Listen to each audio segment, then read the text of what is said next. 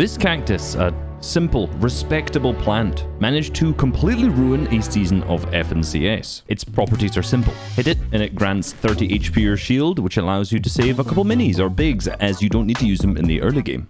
Nice. Someone shoot you in the mid game? Hit a plant, regenerate that shield. Nice.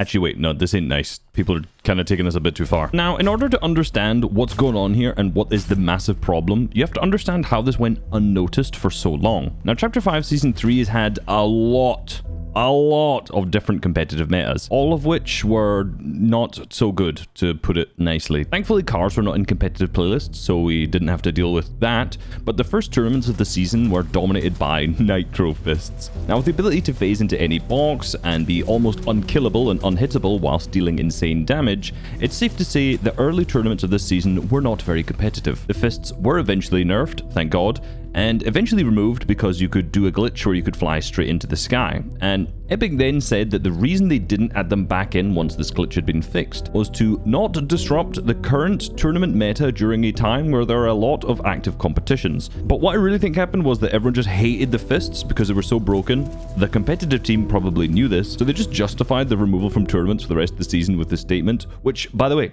absolutely fine by me, but it kind of backfired on them a bit later. But because the fists were so strong, the average player hadn't realized how good the Nitro effect was yet. So with the gloves gone, every player was carrying Nitro splashes for mobility instead. Now the Nitro effect, which the entire season was designed around, gave players a speed boost, whilst allowing them to deal 300 structure damage when sprinting into a build, or 75 player damage when sprinting into a player. So yeah, pretty much the entire season was just players running through every build, running into you, firing you out your build, dealing tons of damage to you, and it was yet again, you may be able to guess this, not very competitive. But the issue here is that Nitro took over a month to nerf because it is such an integral part of the season, which meant that both of the FNCS qualifiers were held in this meta where anyone could at any time just run straight through your builds. Eventually though, the structure damage was nerfed from 300 to 90, thank God. People were happy and the meta was good.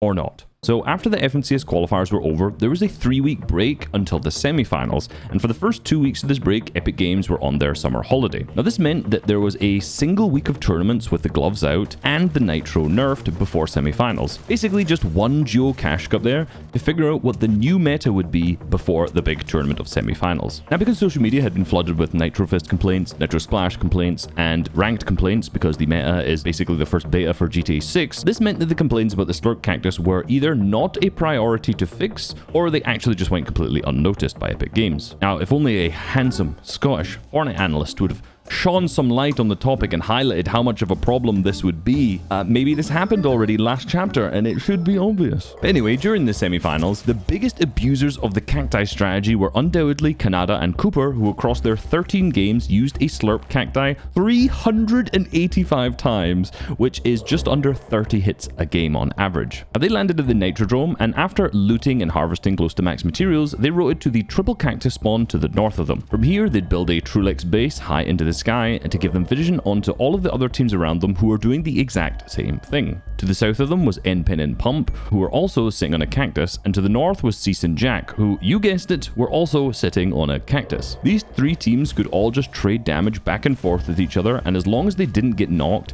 they could all go down to the cacti they were boxed on, heal up any damage taking without wasting the heals they were carrying, and repeat. Canada and Cooper had the largest advantage here as they were boxed on 3 cacti, whereas most other teams had control of 1 or 2. Now, slurp cacti only spawn in the desert biome to the south of the map, so teams landing here could rack up insane amounts of storm surge damage in comparison to teams landing anywhere else. This is obviously extremely beneficial in FNCS, where the players who deal the least damage get hit by storm surge, allowing them to essentially just bypass the hardest part of a tournament match at this level. But this isn't the only way they benefited from this strategy. Since the beginning of Chapter 5, all weapons now have bullet travel time and drop-off. This means that it's just really difficult to deal damages at long range, and even if you do hit someone, it's incredibly difficult to hit multiple shots in a row, so you're most likely going to deal a small amount of damage every time an opponent peeks. This can be made much easier by getting a scope on your weapon, but fighting for a bunker against other pros is incredibly risky, so you'll need to just get good luck with floor and chest spawns. That's why it's pretty much a requirement to carry 1 or 2 DMRs at this level of FNCS, as the high damage single shot is the most consistent way to get damage when you don't have many opportunities, and this will obviously help you not die to storm surge. However, Some slurp plants spawn very close to each other, so in the case of Canada and Cooper, N-Pen and Pump are so close to them that they don't even need both players carrying DMRs to hit shots, as they can just use an Enforcer, a combat AR, or even a pistol to rack up damage at this distance. So imagine you're a team landing to the north of the map. You're in a lobby that's stacked with Storm Surge, so the teams dealing the least damage will periodically get struck by Surge until they're dead, and you need the god RNG to find 2 DMRs with scopes to hit any damage. And even if you decide to fight for your damage, every team to the south is safely trading Storm Surge and massively increasing the amount of damage that you need in order to survive the Storm Surge, meaning you almost definitely just won't deal enough by fighting alone. In 2 games of the EU semi-finals, players needed to deal over 1500 damage by the 10th zone in order to stay above. That's 7.5 elims on players that were 200 HP if you were just fighting and didn't damage the Nox or anything. Clearly the humble Cactus is not balanced and had a massive impact on the FNCS semi-finals. So before Grand Finals, where all of the prize money is and the qualification slots to the FNCS Global Championships at the end of the year, the right thing to do would be to nerf it. And that's actually exactly what Epic Games did. They disabled the ability for it to respawn, which completely removed the ability to trade damage with other players. This was the perfect change, which actually made the Grand Finals meta pretty decent. But the problem was, this change was made the day before Grand Finals, so teams who had landed in the south and practiced these specific drop spots, planned rotations, surge positions, and timings for their entire season all had less than 24 hours to come up with a completely new strategy. Oh yeah, they also added Crashpad Juniors not long before this, so the whole not to disrupt the current tournament meta during a time where there are a lot of active competitions didn't really hold up. Even though I still stand by you for this tweet. With surge trading being removed entirely from players with slurp plants, the amount of damage that Canada and Cooper dealt per game by the 4th zone reduced from an average of 862 to 470. And comparing semifinals to grand finals, their average damage dealt was reduced by 38.3%. Now this had a huge impact on their overall leaderboard placement, with them finishing grand finals in 14th, with Cooper being certain they'd win the event if the Cactus was in their hands. But one man's Cactus nerf is another man's Cactus buff. Peterbot and Poyle, who won on NA, massively benefited from this change. Now, it would be a complete lie to say this change is the reason they won. They placed second in Season 1, first last season, and quite clearly are the best team in the region, and maybe even the best team in the world. But this change definitely gave them an edge. Since they land Redline Rig, they're the only team who has access to the Machinist Medallion that can infinitely recharge the holder's shield up to 75. So because of the Cactus nerf, they are now the only team in the lobby who can safely trade surge damage with anyone around them and recharge their shield without having to use any of the shields in their inventory. Essentially, they can just still trade. Having this alone was enough to make their entire community think that anyone landing at Redline Rig had a guaranteed FNCS win on the region, with EU's Malabuka and Mustache saying, if we don't win, we are the worst players. And they didn't win, they placed 4th, but they are not the worst players, they're still okay at least. Across all 6 regions, 2 of them were won by Rig teams, being NA and OCE, 2 placed 4th, being EU and Middle East, but the Middle East team got banned for teaming, so this doesn't really count. And then both the Brazil and Asia teams who landed there did actually pretty badly. So the Cactus nerf definitely benefited the Redline Rig teams, but it would be a big stretch to say that they were gifted an FNCS win, especially when you consider that in order to land at the drop spot uncontested, you pretty much have to just be one of the top 3 teams in the region and be scary enough not to contest, like Peterbot and Poyo. But by looking at the top of EU's leaderboard, you can clearly see the teams who benefited from the change. German speakers.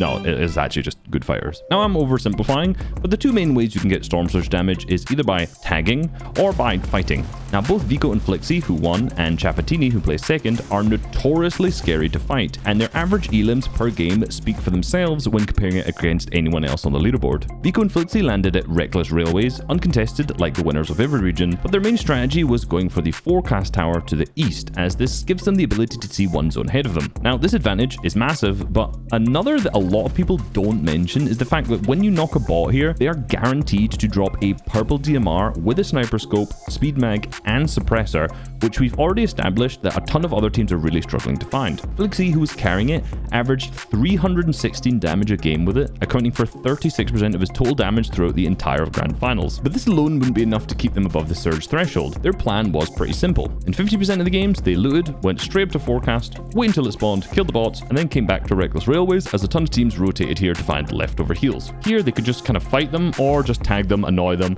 get more damage, and then play out the rest of their game. In the other 50% of the games, they'd loot as fast as possible and then push out to one of the teams that was surrounding their drop spot in what Vico calls a soft fight. They're not keying and fighting for elims, they don't really care about actually finishing the fight, and they're not overcommitting as much to die and to waste a bunch of materials, but they're just trying to rotate to someone, get a bit of damage by sneaking up on them, and then running away, essentially. Then they'd run away to the forecast tower just before the bot spawn, grab them, and then go back to Reckless to get more damage. It should be noted that their forecast tower spawned in 11 out of 12 games, and in all 11 of these games, they were able to secure the card without a single team contesting them for it. Now, you'd think another team would want this insane advantage, however, they don't go for it because throughout the entire season, Vico and Flixie have repeatedly dominated any team who looked to grab it, and it would just seem like everyone in the lobby learned their lesson and didn't want to fight them for it. Funnily enough, in the one game their tower didn't spawn, they pushed to the spawn further to the south and wiped Kovacs off of his tower, claiming it for themselves. So their strategy was really solid. They're the best fighting team in the lobby, and they got forecast every game because of it, and they didn't lose a single mid-game fight. So did the Cactus nerf actually make a difference to them at all? Where Canada and Cooper on NA dealt 38% less damage after the change, Vico and Flixie only dealt 6.5% less, which makes sense given it's harder to get damage in grand finals than it is in semis, and they weren't trading on a cacti anyway. But by comparing that to the average Storm Surge thresholds, you can clearly see that regardless if it was semifinals or grand finals, their game plan was so solid that they cleared these damages by a landslide, with them not taking a single tick of surge throughout the entire grand finals. The last minute removal of the Cactus trading hindered a lot of teams in the grand finals,